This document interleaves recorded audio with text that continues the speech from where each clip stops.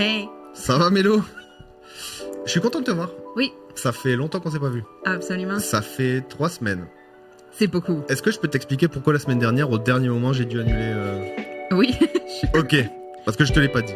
En fait, il y a eu un nouveau cas de Mpox, Ok. donc Mpox en Nouvelle-Écosse, et c'était moi qui étais d'astreinte pour suivre cette chose-là, la santé publique, et donc du coup, il fallait que je puisse suivre. Mais l'actualité a été prise par autre chose, les journalistes en ont rien eu à faire de ça, du coup, moi j'étais bloqué là le soir, mais pour rien, parce que, spoiler, il y avait un sous-marin What? qui était en perdition la semaine dernière. De quoi tu parles? Ouais, J'ai absolument pas entendu parler de ceci.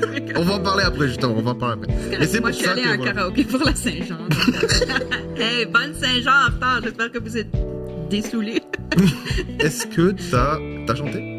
Oui, C'est vrai? oui. T'as chanté quoi? J'ai chanté avec Sonia. Shout out à Sonia qui est juste awesome. J'ai chanté Aujourd'hui ma vie c'est de la merde de Lisa Leblanc. Nice! Ok.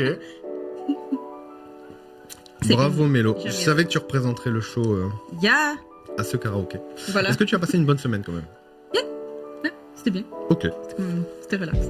Oh! J'ai fini mon semestre, moi ça va très bien. Est-ce que tu penses que tu vas avoir ton année et tout? Ouais, j'espère. J'ai pas encore eu mes notes finales, mais je te prépare ces notes. Donc, Ok. on va espérer. Ce soir, c'est la dernière de l'année.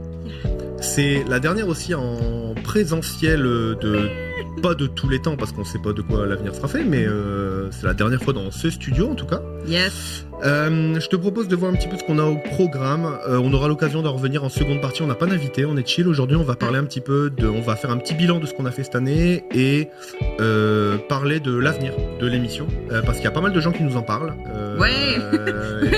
Et donc on va essayer de donner un petit peu des updates sur ce qu'on va faire. En fait, il y a des gens qui nous écoutent. Mais c'est surprenant, c'est surprenant. Et en fait, ouais, les gens te disent pas quand tout va bien, c'est-à-dire que c'est régulier, ça va et tout, tu vois, il y a des gens qui réagissent et tout. Mais c'est surtout, ah putain, ça s'arrête. Et c'est là où tu vois qu'il y a de l'intérêt et tout, tu te dis, oh, c'est intéressant. Yeah. Bref, au sommaire de l'émission, on va faire un retour sur l'actualité. On va pas passer les 3 semaines en revue qu'on a loupées, mais il y a quand même des actualités intéressantes. Ensuite, moi, je vous parlerai des quartiers en France. Vous avez peut-être vu passer qu'il y a des émeutes actuellement. On va pas utiliser le mot émeute, on va plutôt parler de révolte, parce que c'est plus un combat politique qu'uniquement une chose purement d'actualité. Voilà. Donc moi, je vais le tourner sous cet angle-là. On ira retrouver Olga en direct de Yaoundé, qui va nous parler de pas mal de choses, notamment Guinée équatoriale, Gabon et un pays... Et le Sierra Leone. C'est vrai qu'on n'est jamais allé voir le Sierra Leone. Yeah. Et j'ai ajouté les drapeaux, je ne connaissais absolument pas ces drapeaux. Du coup, voilà. Et toi, tu vas nous parler de la loi C-18 ? Oui. Donc, les journalistes aimeraient bien se faire payer, ou les médias. Et puis, les réseaux sociaux comme Meta, donc Facebook et Instagram. Puis, Google, eux, sont pas nécessairement d'accord. Ah ouais? Et voilà, donc le gouvernement du Canada leur a proposé une option à travers cette loi et eux ont une réaction plutôt... négative? On va dire ça. J'allais dire une réaction de bébé, mais bon... C'est un terme très, très officiel. Mais voilà, donc on va parler de ça et voir qu'est-ce que ça représente en fait pour l'accès à l'information pour les gens de tous les jours ou même pour nous-mêmes qui voient des nouvelles à travers ça. On lit sur les réseaux sociaux, quoi, globalement. Et on finira avec les bonnes nouvelles de la semaine. On a 2 nouvelles intéressantes. Voilà. On aurait dû avoir un micro-invité, mais on va saluer la personne, donc ça va être nice. Et la personne est pas là parce qu'on ne l'a pas contactée à temps. Je veux pas que... Non, c'est surtout que elle était prévue la semaine dernière. Voilà, ok. C'est ça. Alors, le Titan. Toi, t'as suivi un petit peu l'aventure de ces personnes. Ok. Je pense pas que ce soit intéressant de revenir sur les faits. Je pense que tout le monde a plus ou moins suivi ce qui s'est passé.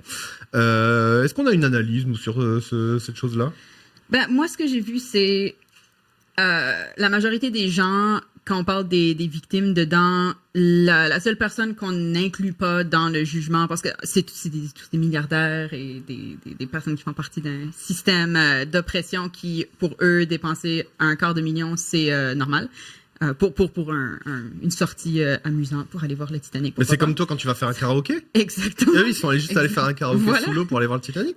Mais la seule personne qu'on n'inclut pas dans ces jugements, c'est le fils, qui je crois avait 18 ans, qui a accompagné son père, que c'est un enfant qui donc a accompagné un parent et en tout cas, moi je le mets pas dans ces jugements-là parce que c'est pas encore quelqu'un qui va nécessairement contribuer à ce système-là. Ce que tu veux dire, c'est que t'es critique vis-à-vis des gens riches qui vont faire des expériences de fou, qui vont coûter cher à la collectivité parce qu'il faut aller les sauver après.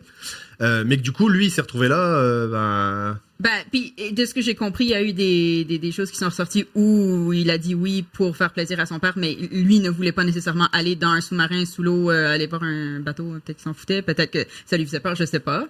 Mais tu sais, du côté humain, j'enlève ça et voilà. Maintenant, si on parle du reste, on parle d'une entreprise qui a créé un engin qui n'était pas safe du tout, qui avait aucune science ou de physique en arrière, qui était juste pas quelque chose qui aurait dû aller non seulement dans les fonds marins, mais aussi profond, où il y avait autant de pression. Est-ce que tu es en train de dire que la dérégulation, c'est peut-être aussi... C'est la liberté, Valentin. Ben, je sais. Voilà. Mais c'est marrant parce que d'habitude, la dérégulation, ça pousse souvent les plus pauvres, tu vois, à subir des conséquences. Mm-hmm. Et là, la dérégulation, le fait que les entreprises n'aient pas respecté la norme ou des normes et pas été obligées de respecter des normes pour faire ça. C'est de l'innovation. Oui, c'est ce que je dis. Non, mais du coup, ça a coûté la vie à des... Absolument. Comme si on enlève le côté, c'est des gens riches que, tu sais, vendaient des jets privés, etc. Est-ce que cette partie-là me fait pleurer? Non. Mais est-ce que le fait qu'il y a quelqu'un qui a dit oui, on peut vous amener à un endroit où c'est safe, quand tout le monde en arrière disait à l'entreprise ce que vous faites ne l'est pas, est-ce que je pense que ça c'est ok? Non. Yes. Non, je pense que c'est horrible. Yes. Est-ce que tu penses que les gens doivent signer les mêmes décharges quand ils utilisent Blue Origin de Jeff Bezos? Je sais pas. J'aurais dû aller vérifier, mais en gros, est-ce que Jeff Bezos fait signer les mêmes choses? Parce que t'as beau avoir les... Mm-hmm. C'est deux frontières, les mêmes frontières, l'espace et les fonds sous-marins. Yep. En parlant de fonds sous-marins, j'ai essayé de... Alors, tout le monde dans la pièce, parce qu'il y a du public aujourd'hui, mais tout le monde dans cette pièce sait à peu près ce que je vais dire, parce que j'ai dû me renseigner sur la pression. J'ai voulu comprendre ce que c'était la pression, et en gros, moi, tu vas te foutre de moi, mais j'ai pas énormément de genres de films que j'aime beaucoup, mais les films de sous-marins, c'est mon kiff. Genre, Das Boat, U571, comment il s'appelle? Le K-17. J'ai un ami que une des choses qu'il adore dans la vie, c'est les méga structures et aller voir des grues. C'est genre amazing. Donc, c'est pas la chose la plus étrange qu'on m'ait dit. Ok. Donc, moi, je suis très fan de films de sous-marins. Et il y en a un que je conseille d'ailleurs, qui s'appelle Le Chant du Loup, qui est un film français avec Omar Sy, qui est vraiment pas mal. Bon, bref, voilà. Okay. Et donc, j'ai toujours été passionné, ça. Tu vois, le craquement sourd, de savoir te dire, merde, est-ce qu'on va remonter? Il y a une panne, machin, un peu catastrophe en huis clos. C'est un peu mon délire, tu vois. Avec un peu de nucléaire derrière, des ogives et tout, tu vois. Un petit truc sympa, tu vois. Et puis si on peut péter des nazis en même temps, c'est encore mieux pour moi, tu vois. Mais globalement, j'ai toujours été un peu fan de ce truc-là. Et je me suis demandé comment ça marche vraiment la pression. Alors, j'ai été me renseigner. Il faut savoir que le corps humain, avec l'atmosphère qui nous entoure, l'air qui est dans toute l'atmosphère appuie sur nous avec la gravité. Quand on est au niveau de la mer, quand tu es à la plage, la pression équivaut à 1 bar. Yep. Et 1 bar, c'est 1 kilo par centimètre carré de ta peau, de ton corps. Okay. Donc, sur chaque centimètre carré de ta peau, il y a 1 kilo qui pèse. Okay. Et c'est la pression atmosphérique. On s'en rend pas compte parce qu'on a des muscles pour naviguer, faire avec, etc., etc. Mais c'est ça. Quand tu descends de 10 mètres sous l'eau, tu as 1 kilo de plus sur chaque centimètre de peau. Centimètre carré de peau. Et donc, eux qui étaient et quand tu vas à 20 mètres de profondeur, bah, t'as 3 kilos, etc. Et donc, quand tu vas à 4000 mètres de profondeur, tu as 400 kilos de poids par centimètre carré de toi. Donc, imagine comme si t'avais, je sais pas, une machine à laver, ça pèse 40 kilos, entre 40, 50, 60 kilos, tu vois. T'aurais 5 machines à laver posées sur un bâton de 1 centimètre carré sur chacun de tes centimètres carrés. 4 machines à laver à chaque fois. Et donc, ben, c'est ça qui fait que c'est un peu compliqué de vivre à ces profondeurs-là, tu vois, c'est pas vraiment possible, quoi. Et donc, aussi, j'ai essayé d'aller voir un petit peu ce que ça impliquait, de mourir dans ces conditions-là. Et en fait, le gros c'est plutôt c'est plutôt ta santé mentale qui meurt avant toi-même parce que tu sens que quelque chose va lâcher. Ouais. Et au moment où ça lâche, c'est presque instantané. En fait, t'es vraiment écrasé. Yeah. Donc, ces gens n'ont pas souffert. Bon, ben, voilà. Mais l'analyse, c'est que oui, il faut réguler les moyens de transport, Mélo. Non, absolument. C'est mon analyse. Absolument. Après, fun fact dessus des sous-marins. Oh mon Dieu. Ça. Non, mais là, tu vas me trigger pour... Je sais plus à quelle époque, mais... OK. l'armée canadienne n'a pas nécessairement investi dans les nouvelles structures Putain, je voulais pas en parler, régulièrement. mais vas-y. Et donc, les sous-marins avaient tellement pas été mis à jour pendant un bon moment qu'ils n'étaient pas détectés par certains radars ou sonars. Alors, les Canadiens pouvaient aller espionner certains endroits plus facilement parce que nos sous-marins étaient tellement vieux et merdiques qu'ils n'étaient pas détectés. Genre, hey!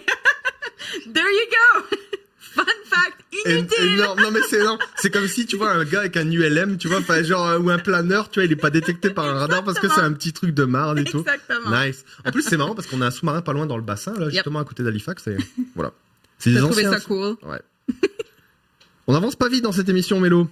C'est correct. Mais on savait qu'on allait parler de sous-marin, moi je le savais, je savais en tête que ça irait pas vite. Ah, en plus ça c'est un sujet long. Petit point peut-être, guerre en Ukraine, on n'en a jamais parlé dans cette émission. Non, presque pas. Presque pas parlé, Ouais. parce que ça touche pas particulièrement la francophonie, mais malheureusement si, parce que le monde est ce qu'il est, et on est peut-être face à un conflit qui va peut-être s'élargir à un moment. Je voulais juste ramener deux choses. J'ai écouté un podcast vraiment intéressant en français de France Inter, et le podcast s'appelle Poutine, le tsar soviétique. Et en gros, c'est une explication de la personnalité de Vladimir Poutine, d'où il vient, comment il fonctionne. Et la chose qui en ressort, c'est Vladimir Poutine est quelqu'un qui fonctionne, qui est un jeune caïd de Leningrad, donc Saint-Pétersbourg, qui naît du coup en plein milieu de l'Union soviétique, tu vois. Et sa personnalité est vraiment bâtie sur le modèle des gangs de Saint-Pétersbourg de l'époque, où en gros ça fonctionne par courée d'immeubles, et lui était vraiment devenu un caïd là-dedans, et en gros son mode de fonctionnement c'est le mode du clan. Okay. Et en gros c'est je m'entoure des gens en qui j'ai confiance plutôt que des gens compétents, machin, de qui je pourrais douter. C'est-à-dire qu'en fait Poutine, pendant toutes ces années au pouvoir et même pendant son ascension au pouvoir, n'a cessé de créer son crew. En gros, c'est vraiment ça ce délire. Et donc, je vais pas parler de la guerre en Ukraine parce que ça mériterait une plus longue partie, une plus longue émission. On va souhaiter bon courage au peuple ukrainien et même aux Russes qui doivent aller se battre contre leur gré. Enfin, voilà, c'est une guerre, c'est la merde.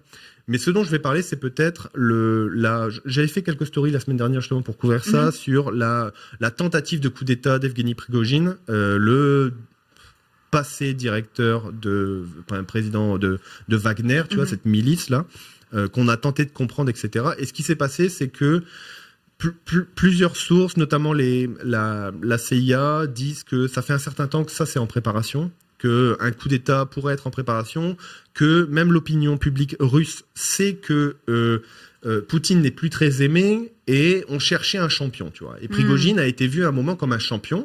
Il a pas arrêté de critiquer la position de Vladimir Poutine sur la guerre en Ukraine, le saccage des hommes, pas fournir de munitions. Bref, donc lui, il se présentait un petit peu comme un peu le sauveur potentiel. Okay.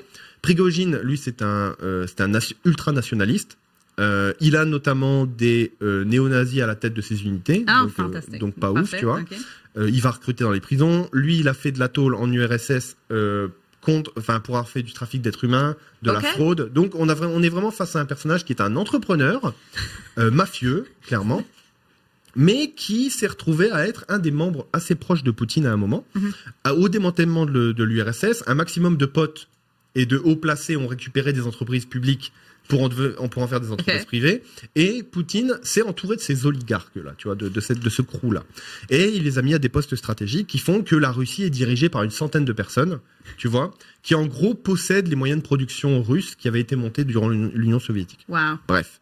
Et en gros, ce qui se passe, c'est que Prigojine, au moment où il part, fonctionne avec la même logique de crew. Et un coup d'État de cette ampleur avec si peu d'hommes ne peut marcher que si t'as dans l'état des gens qui prennent ton parti, qui sont d'accord avec toi, etc. Et en fait, ce qui s'est passé, c'est que Vladimir Poutine a tellement une structure de clan que personne l'a lâché.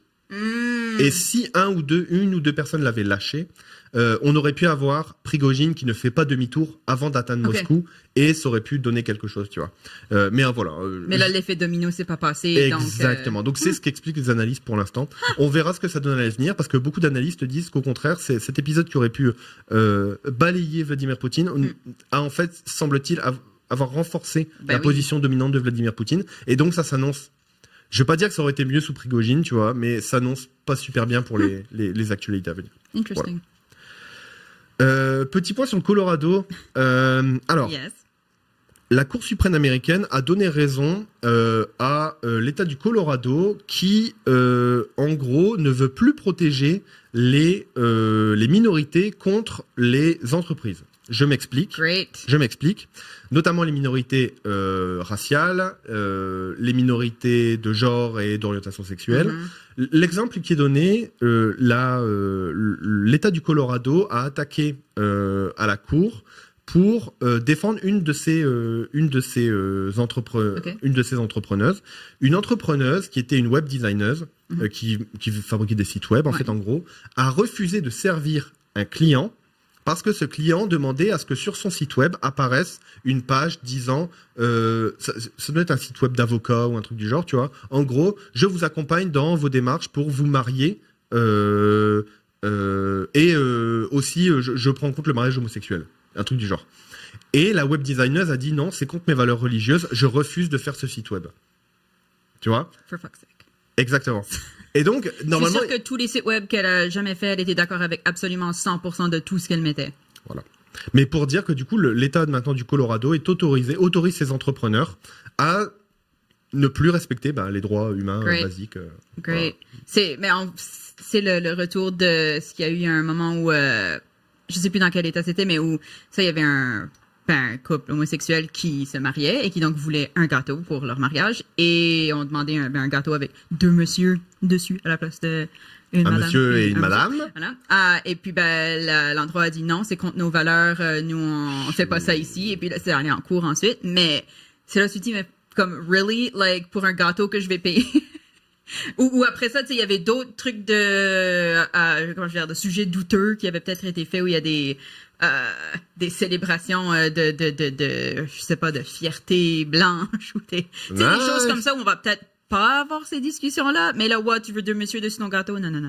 Non. Wow. Genre, en gros, si ça avait été, tu peux me faire un gâteau en pointe en forme de chapeau du Ku Klux Klan? Oui, pas de problème, tu vois, pas de problème, tu vois. Je suis pas d'accord, mais ça va. Non, mais c'est ça. Et si t'as et si t'as un pâtissier qui refuse de faire un gâteau au Ku Klux Klan, tu vois, est-ce que ça aurait été la même délire? Bref, donc les États-Unis, tout va bien, hein. Defend your human rights.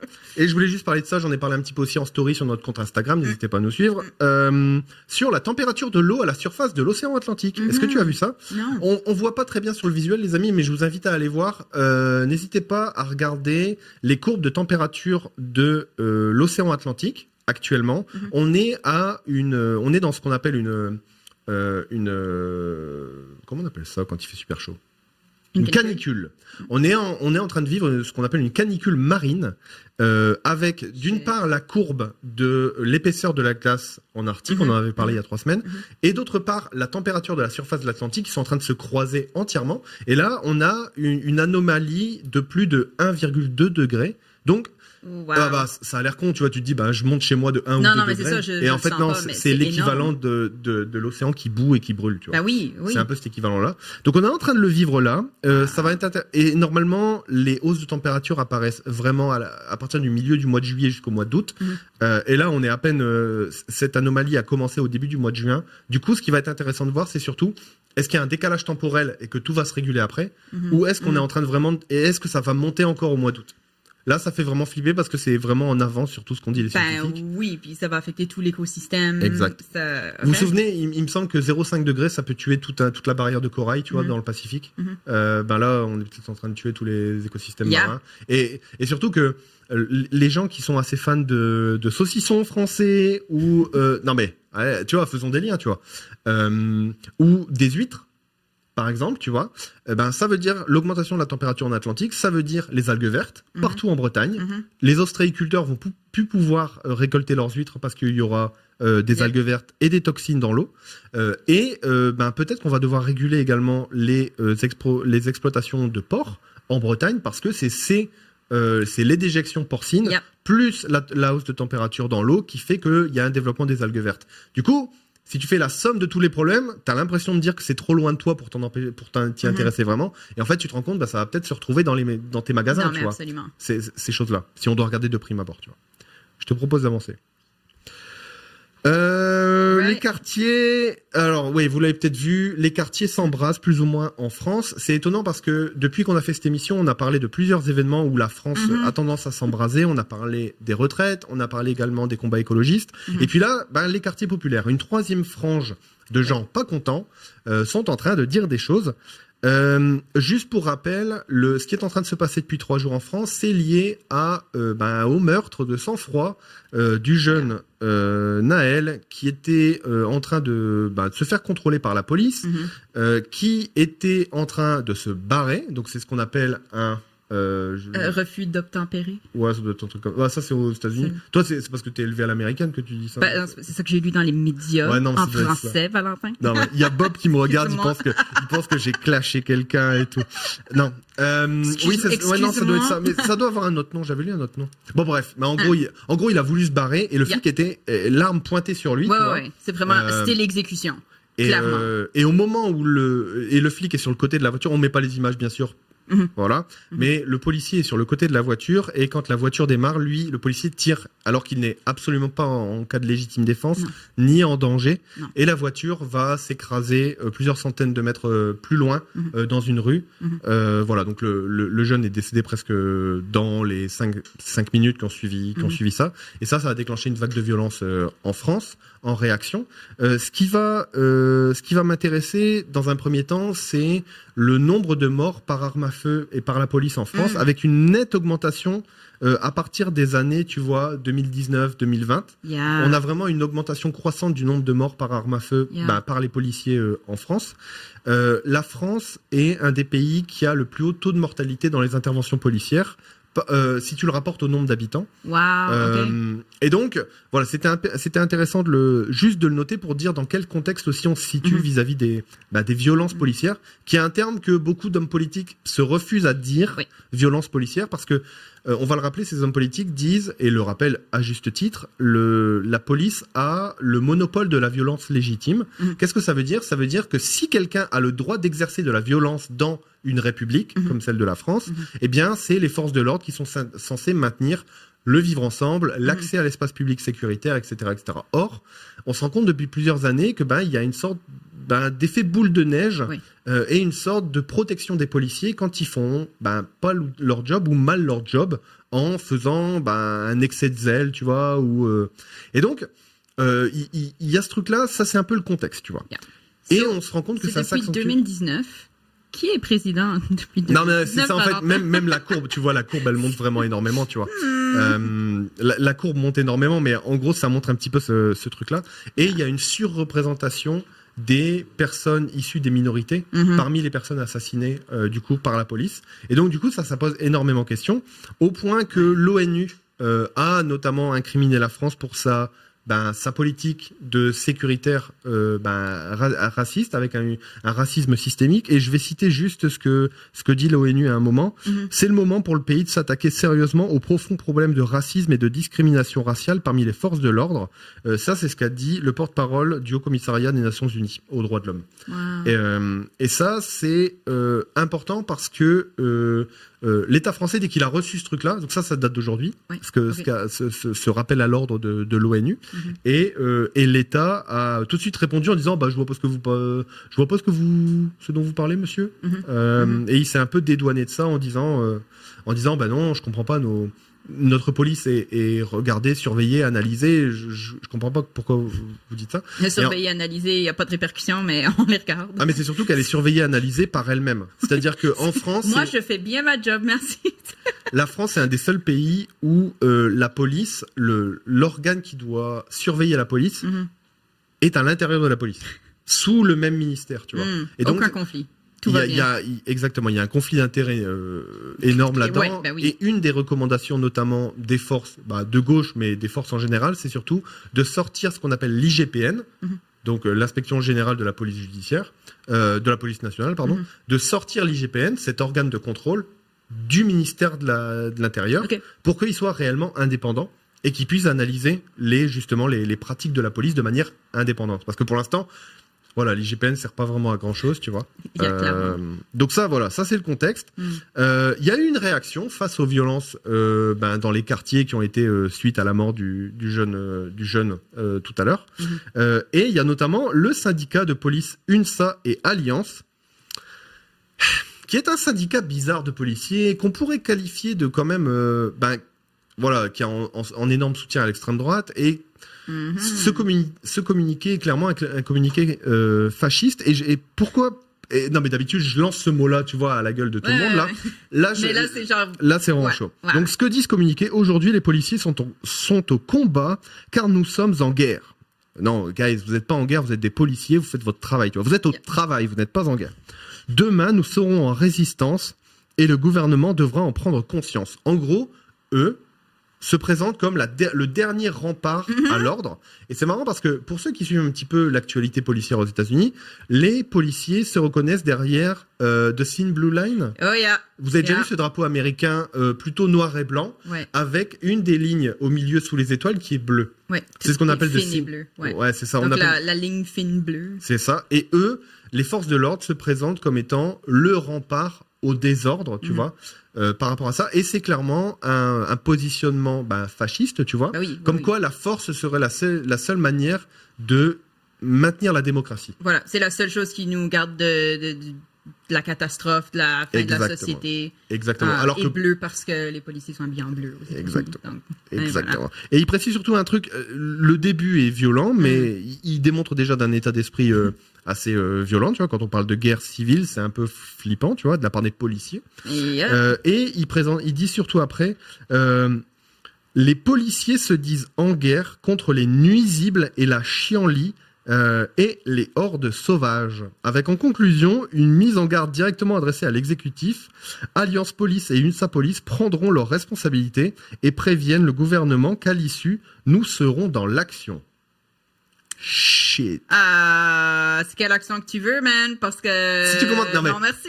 Et un truc qui a été intéressant avec cette histoire, c'est aussi la peine de mort a été abolie en France. C'est-à-dire que violence légitime ou pas violence légitime, jugement ou non, plus personne dans l'État ne mettra quelqu'un d'autre à mort. Ouais. Et d'ailleurs, j'ai pas le discours de Badinter en tête, tu vois, mais la personne qui aide à abolir la peine de mort en France décrit ça en disant la mort et la peine de mort n'est pas le symbole d'une société évoluée. On doit changer ça. La peine de mort n'a plus sa place dans notre démocratie et dans notre République. Et là, on a des gens qui, au contraire, viennent défendre leurs collègues, qui viennent buter un gars. Enfin, c'est facile de dire, non mais dans mon équipe, j'ai un gars qui a merdé et ce gars va payer pour son crime. Non, et c'est absolument tout. C'est ça un syndicat. Enfin, tu peux défendre les intérêts de tous les policiers. C'est pas mon combat, mais c'est leur combat, ok. Mais t'as un gars qui a chez toi. Enfin, tu vas pas le défendre corps et âme, tu vois. Non, mais absolument. Et on peut parler de santé mentale, de stress au travail, de fatigue. On peut parler de toutes ces choses-là.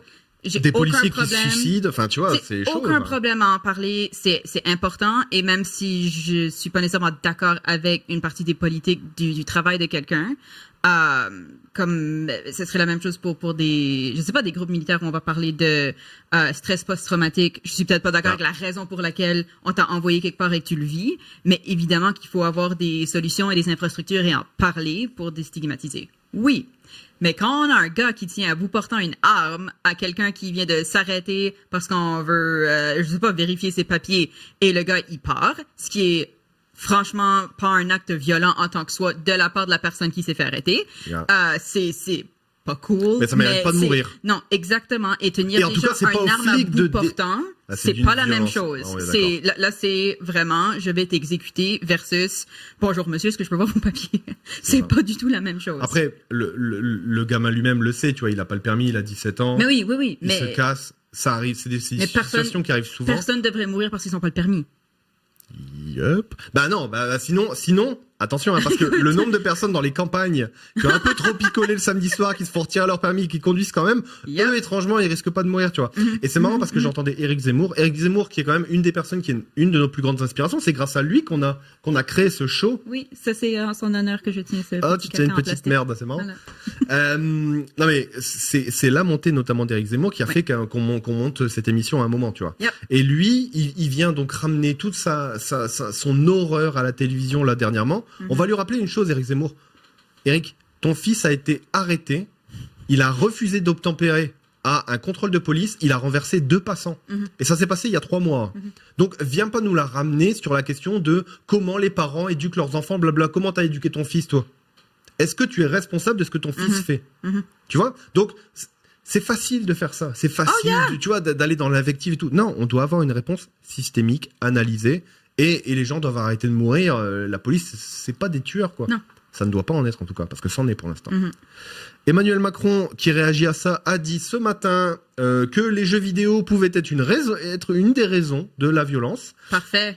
Il a dit... Moi, je conduis sans permis parce que je joue à un jeu vidéo. Non, il parlait pas de ça, il parlait des violences dans les banlieues suite à ça. Moi, je manif parce que j'ai joué à un jeu vidéo. Non, mais c'est ça, imagine... J'ai joué à Zelda et je me suis dit, yeah, man. Imagine ce qui se serait passé s'il y avait eu les jeux vidéo en 1789. La Bastille. Je pense que moi, la Révolution française, c'est dû aux jeux vidéo, tu vois, c'est obligatoire, tu vois. Ben oui, ils ont joué à Doom et voilà. Regarde. Donc, voilà. Donc, ça, c'est un énorme cliché. Emmanuel Macron, on va le rappeler, il a 45 ans.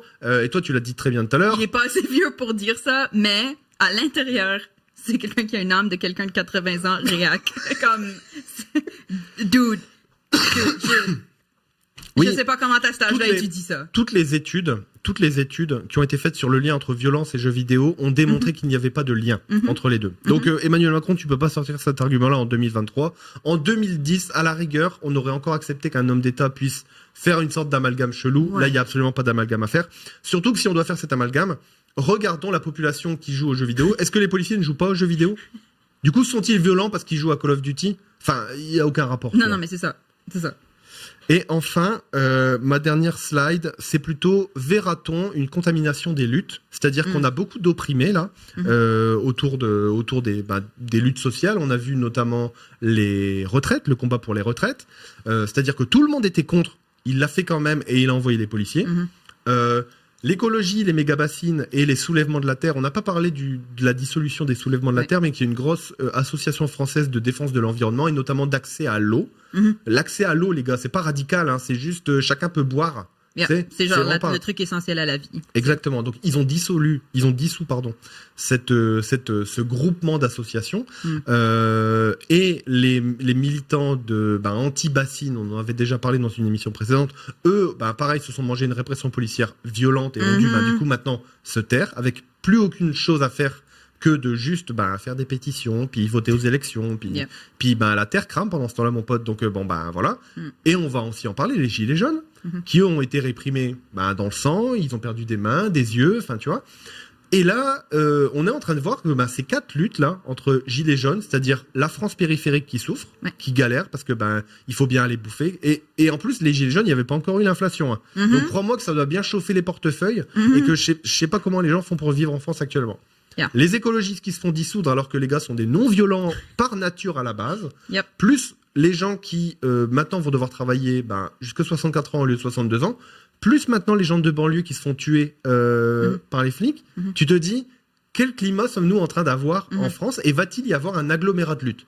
Il y a plein de choses qui font que cet agglomérat est compliqué, notamment parce que même à gauche, étrangement, mais lié quartier populaire et travailleurs, quartier populaire et écolo et gilets jaunes, tu vois, il y a encore plein de trucs, mais il y a des fronts communs, et j'ai vu notamment pas mal de groupes, notamment de gilets jaunes, mais aussi alors les syndicats vont pas embarquer, mais des soulèvements de la terre, commencer à se solidariser aussi du mouvement de la jeunesse et des quartiers actuellement. Donc on pourrait voir un soutien à ça et peut-être un agglomérat des luttes. Et la dernière image que j'ai, avant de commencer l'émission, la dernière image que j'ai vue sur Twitter, c'était des barricades en train d'être montées devant le Conseil constitutionnel, qui est une des plus hautes instances de la démocratie française, qui est un petit peu la Cour suprême française, qui est tout un symbole parce que ça rejoint exactement ces 4 luttes-là. Tu vois? Donc, puis je pense que c'est important de souligner que c'est pas du tout des luttes nouvelles. C'est des luttes qui sont là depuis longtemps, mais que il y a soit que ça devient critique au niveau de la survie, soit il y a juste un ras-le-bol général qui s'est tellement augmenté que c'est rendu au point où on peut plus. Il y a aussi plein de mouvements contre les féminicides. Ça grossit beaucoup. Ça s'est mêlé beaucoup aux manifestations de la retraite. Il y a aussi l'état des femmes, disons, en général. Exactement. Même chose pour les personnes de la communauté LGBTQ+. Tous ces groupes sur qui on chie et qui peuvent pas vivre en sécurité ou dignement, ils se sont dit « Hey, je peux plus ». Et qui ont fait tout le travail démocratique. Yep. C'est-à-dire qu'ils ont fait des pétitions, ils ont leurs représentants à l'Assemblée nationale ont fait des propositions de loi qui ont été refusées. On a dit non à tout. Donc, on n'a pas de progrès social depuis combien d'années? Depuis le mariage pour tous il y a 10 ans, quel progrès social on a eu? Zéro. Et donc le peuple, c'est en train de se dire, c'est peut-être notre tour d'avoir des trucs plutôt que les milliardaires là. Yep. Donc, je te propose d'aller en Afrique. Oui. Tu veux bien? Oui. On va appeler Olga. Yeah. J'espère qu'on n'aura pas de problème de son cette fois. Et on va remercier Bob à la technique comme d'habitude. Allô Olga, quel temps fait-il à Yaoundé? À Yaoundé, la saison vraiment des pluies a recommencé, donc le climat a assez froid. OK. Ici, il pleut depuis plusieurs jours, donc on compatit.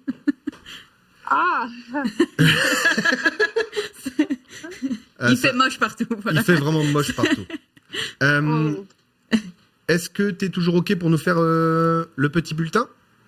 Oui, bien sûr, je suis OK. Parfait. On va commencer avec la Guinée équatoriale. Oui. Alors, en Guinée équatoriale, le corps du jeune Guinéen de 19 ans tué le 14 juin dans le sud-ouest de la France a été reçu donc mercredi soir à Conakry par sa famille et les autorités qui ont demandé à ce que justice se fasse. Donc, la famille du jeune Al-Hussein a donc reçu le corps avec émotion et indignation. Le chef de l'État donc avait promis que le corps soit ramené en Guinée pour qu'il y ait un enterrement digne et cela a été fait.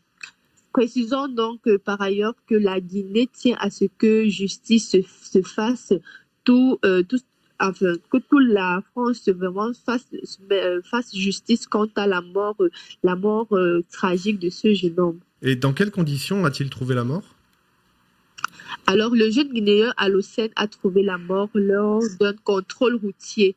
Et le policier français, un brigadier de 52 ans, qui est auteur du tir mortel, a été donc inculpé mercredi pour homicide volontaire avec une interdiction de détention d'armes et puis une interdiction d'exercice professionnel. Wow. Merci beaucoup. Ensuite, on va au Sierra Leone. Oui, en Sierra Leone, on va à présent pour parler de la présidentielle. Alors, de ce côté, le président sortant, Julius Maada Bio, est en tête de l'élection présidentielle en Sierra Leone avec 56,17% des voix selon le chef de la commission électorale. C'est désormais officiel, il est donc réélu pour un second mandat puisqu'un candidat est élu dès le premier tour ayant recueilli plus de 55% des suffrages. Et il dévance donc ainsi son principal adversaire, Samora Camara, avec plus d'1 million de voix. Wow. Et est-ce que l'opposition conteste ces résultats officiels? Oui, ces premiers résultats donc officiels sont contestés bien évidemment par l'opposition qui dénonce dans un communiqué le manque d'inclusivité, de transparence et de responsabilité de la commission électorale. Et puis l'opposition soulève également l'absence d'informations sur l'origine des scores annoncés. Bon, il y aura du débat. Et justement, est-ce qu'il y aura aussi du débat au Gabon? Oui, tout à fait. Au Gabon, parlons de la présidentielle et des législatives qui se dérouleront le 26 août. Le pays a donc annoncé la tenue de ses élections présidentielles, législatives et locales le 26 août. Le président sortant, Ali Bongo Ondimba, et son parti partent pour leur grand favori face à une opposition très désunie. Rappelons ici que le chef de l'État, 64 ans, élu en 2009 à la mort de son père, Omar Bongo, qui dirigeait le pays depuis plus de 41 ans et réélu en 2016, n'a pas encore annoncé sa candidature. Mais son tout-puissant parti démocratique gabonais qui domine massivement le Parlement l'appelle son candidat naturel. Et Ali Bongo mène donc depuis plusieurs mois une intense tournée dans tout le pays qui laisse peu de place au doute. Et justement, est-ce qu'il y a une opposition quand même ? Oui, l'opposition existe et elle, à son tour, s'avance pour l'heure en ordre un peu très dispersé, avec une quinzaine de personnalités ayant déjà annoncé leur intention de se présenter et d'autres dont des ténors qui n'en font pas mystère. Voilà la situation. Eh ben, on va suivre avec attention ces élections. Ouais. On verra ce que ça va donner. Merci beaucoup, Olga. Merci à vous. Aujourd'hui, c'est la dernière émission de l'année. Est-ce que t'es toujours d'accord pour continuer avec nous, peut-être l'année prochaine ? Bien évidemment, je suis de tout cœur avec vous. Je suis d'accord pour continuer cette belle aventure parce que en fait, je me sens bien à l'aise avec vous et puis ça me fait plaisir. Ben nous, on t'apprécie énormément et on te remercie de nous avoir fait confiance, de vouloir rejoindre notre équipe. Ça nous fait vraiment du bien. Ouais. Oh, merci beaucoup. Et du coup, on se recontacte rapidement. Et puis, est-ce que toi, tu as des vacances bientôt ? Pas vraiment, parce que nous, on travaille un peu. On a juste les week-ends, oui, mais pas de longues vacances. Ok. Profite bien. Voilà, profite de tes week-ends et on se reparle bientôt. À bientôt, Olga. D'accord, merci, à bientôt. À bientôt. Elle est trop cute, hein. Yeah. Oh, on a un petit... C'est correct. Je pense que notre ami Bob va... Ouais, c'est bon. On est correct. Ça va. Mais qu'est-ce que j'aime bien, Olga. Yeah. On est vraiment chanceux de travailler. On est vraiment chanceux d'avoir trouvé et qu'elle veuille nous parler aussi. Non, ouais, c'est ça, parce qu'il faut, c'est pas tout de trouver des gens, faut accepter que. Voilà. Donc là, moi, je pars au Canada. Bonjour. Non, on part chacun de nos pays, c'est normal. Et donc, je parle de la loi C-18. Donc, c'est quelque chose qui est passé ça a l'air technique. Ici et là, mais c'est pas passionnant des projets de loi en général. Je l'accepte. Mais la raison pour laquelle je trouvais que c'était intéressant, c'est parce que c'est une loi qui, en gros, va potentiellement, avec ses répercussions, faire que l'accès aux nouvelles canadiennes pour les Canadiens soit extrêmement difficile ou qu'il va vraiment falloir aller les chercher plutôt que ce soit accessible naturellement. Tu veux dire que les gens qui n'ont pas de télé, pas de radio, ouais, ou qui vont pas aller nécessairement directement sur le site web des médias. OK. Right? Donc, essentiellement, l'idée de la loi 118, c'est, la loi C-18, pardon, c'est que, qui serait active dans à peu près 6 mois, alors ça donne quand même du temps, c'est que les géants du web, donc essentiellement Meta, alors c'est Facebook et Instagram essentiellement, et Google, pas grand monde, quoi. Non, whatever. Des petites boîtes, quoi. Que eux doivent, en gros, signer un accord avec le gouvernement du Canada pour partager les frais, ou pas les frais, mais les revenus qu'ils font avec les publicités liées à la presse? À la presse, aux annonces, ou quoi que ce soit qui est relié à ça. Donc, par exemple, si Radio-Canada fait un article et que ça va être un pop-up sur un des réseaux, donc toi, t'es en train de scroll, t'es en train de regarder qu'est-ce qui se passe sur Facebook, il y a ça qui se passe, normalement, parce qu'il y a quelqu'un qui a fait un travail de journalisme et que c'est du contenu, pour le moment, qui est gratuit, pour ces gens du web qui... On peut parler de perte de bourse et compagnie, ils ont quand même pas de problème financier, les amis. Là. They're okay. Mais essentiellement, qu'ils devraient partager les revenus qui sont faits avec les gens qui vont sur leur site. C'est normal. À la place de dire, sure, c'est normal. Essentiellement, ce que Meta en ce moment a dit, c'est qu'il va mettre fin à des ententes avec les médias canadiens. Donc, Meta, tu pourrais potentiellement, en tant que consommateur, ne plus voir de nouvelles canadiennes. Radio-Canada, ça va juste plus apparaître dessus tes choses. Tu vas pas pouvoir le trouver. Too bad for you. Tu veux des nouvelles? J'espère que tu sais où aller les chercher. Google, en gros, Google a dit qu'il va supprimer de ses produits les liens vers les nouvelles canadiennes. Donc, pour avoir des nouvelles du Canada, tu les verrais à travers, par exemple, des nouvelles d'un autre pays. Et non, des nouvelles du Canada qui viennent du Canada. Donc ça, c'est pour ça que j'avais appelé ça une réaction de bébé. C'est vraiment genre, oh yeah, tu veux que je paye? Ben, fine, je vais juste tout effacer. Donc, ça fait extrêmement peur parce que ça veut dire que les gens ne pourront plus avoir accès aux nouvelles ou tu sais, est-ce que ça ouvre la porte à des sites de, entre guillemets, nouvelles, mais qui n'en sont pas vraiment? Tu sais, qu'est-ce que ça donne? Une des personnes qui m'a mentionné cette loi m'a dit ça va peut-être me motiver à acheter une radio pour la maison parce que là il y aura encore des nouvelles qui vont passer. Au moins j'aurai un bulletin quelconque. Ou sinon la même chose. Est-ce que je vais aller à la télé? Est-ce que sur YouTube il y aura encore de la diffusion en direct de certains médias? On sait pas.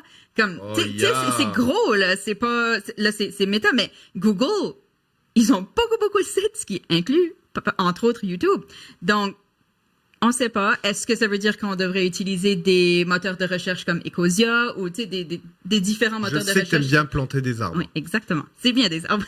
Mais non, mais tu sais, des alternatives où on pourra peut-être avoir accès à ces choses-là? Who knows? Mais les alternatives, oui, mais je pense comment dire? Mais c'est pas une solution. Le numérique nous a montré qu'il y a une concentration quand même chez certains gros acteurs. Je veux dire, même si tu peux aller regarder des vidéos ailleurs que sur YouTube, tu sais que les grands, que tout est sur YouTube. Oui. Tu peux pas faire l'impasse de ne pas être sur YouTube quand t'es un grand média, tu vois.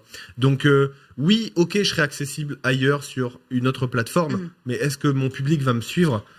Radio-Canada peut pas se dire, hey guys, moi j'ai une grosse communauté, je vais migrer sur machin et l'internet du monde entier va me suivre sur machin, tu vois. Absolument. Ils ont leur propre application de podcast. Personnellement, maintenant que c'est plus disponible à travers Apple Podcast, je les écoute plus grand chose parce que j'ai pas envie de télécharger une autre appli. Non, ils ont enlevé plein de choses et c'est vraiment frustrant. C'est pas vrai. Yep, même France Inter, eux mettent de temps en temps, tu sais, genre ils laissent pas de façon permanente leur truc, mais ils vont laisser les derniers 3 mois, disons, et ensuite ça va effacer pour que si tu veux retrouver des choses, tu vas sur leur application.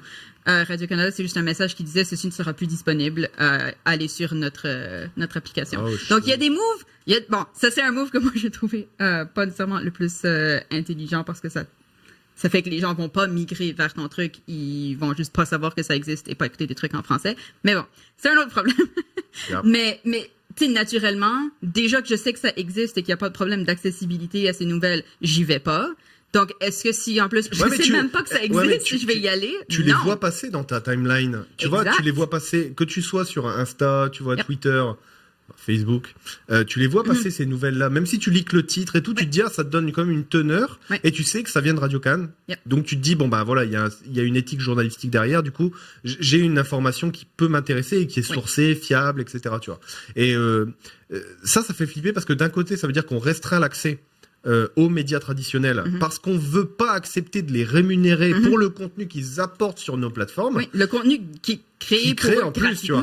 Et de l'autre côté, on a des plateformes comme Twitter qui au contraire vont valoriser un max la profusion de comptes qui peuvent se présenter comme étant des médias journalistiques et qui n'en sont pas puisque c'est plutôt des médias d'opinion, plutôt même des fois on peut même clairement le dire, tu vois, de la propagande, tu vois, clairement. Et le truc c'est que sur Twitter, tu peux même plus faire le tri entre ce qui est de la propagande et ce qui est un média d'État ou une et ça c'est un peu flippant, tu vois. Ouais. Genre et ça s'est beaucoup vu pendant les incendies en Nouvelle-Écosse, mais je sais que la plupart des gens que je connais ne suivaient pas forcément les nouvelles des pompiers, de l'organisation des pompiers d'Halifax, mais suivait un gars qui écoutait la radio des pompiers et qui mettait tout sur Twitter en disant l'unité machin bidule va intervenir à tel endroit, le feu n'est pas contenu, autant de maisons sont évacuées, blablabla. Ce gars savait tout.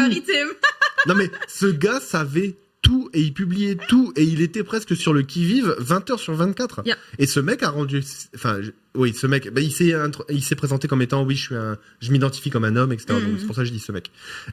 Mais cette personne a vraiment rendu un service d'intérêt public à tout le monde en faisant ça, tu vois.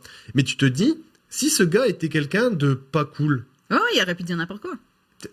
Et tu peux mettre la vie des gens en danger, Absolument. tu peux faire plein de trucs, tu vois. Enfin, donc oui, c'est bien, mais en même temps. C'est ça. Et donc, c'est une loi qui, en tant que soi, essaie de répondre à un besoin et à un problème qui se passe chez les médias. Donc, la loi en tant que soi est OK.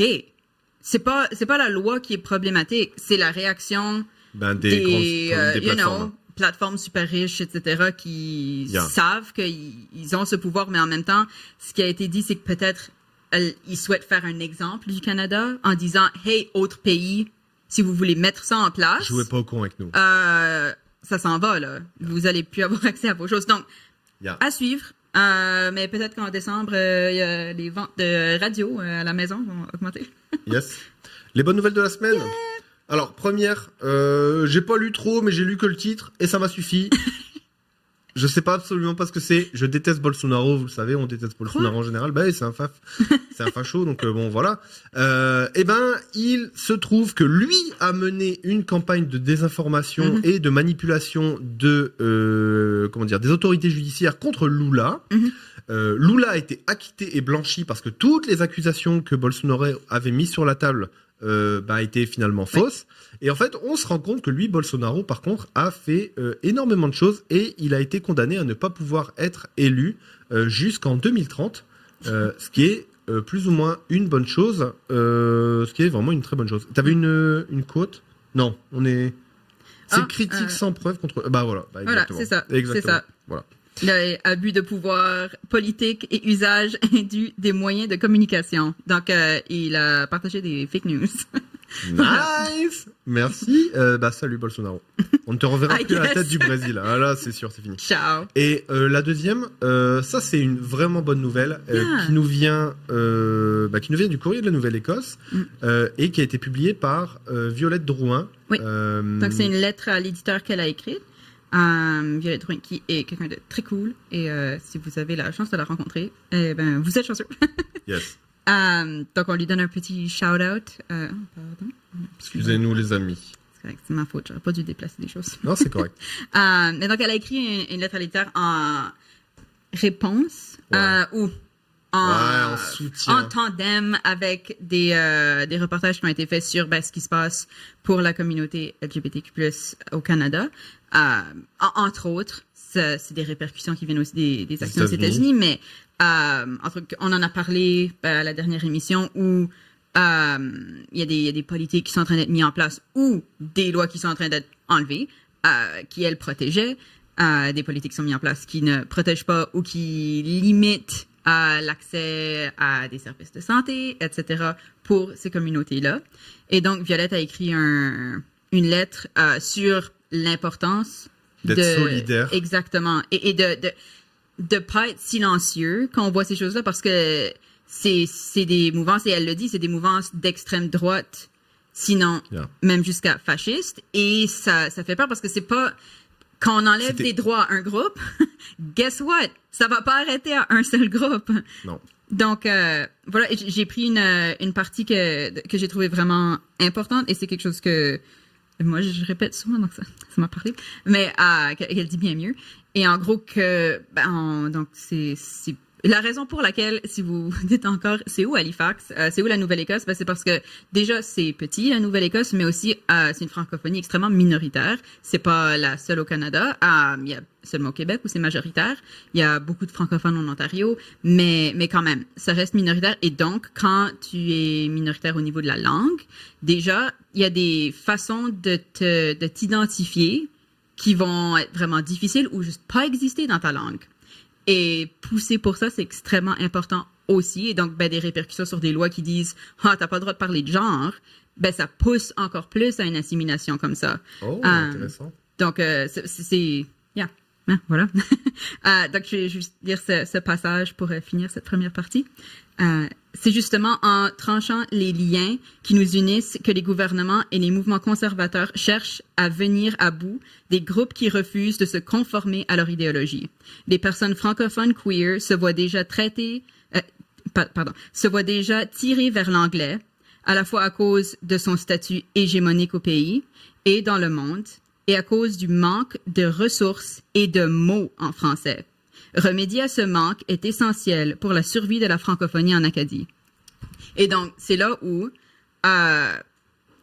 il y a, par exemple, quelqu'un qui m'a dit « En français, je suis lesbienne, mais quand j'ai découvert le mot « queer », j'ai ressenti un mot qui représentait réellement mon identité. » Ben, il n'y a pas de mot pour « queer » en français.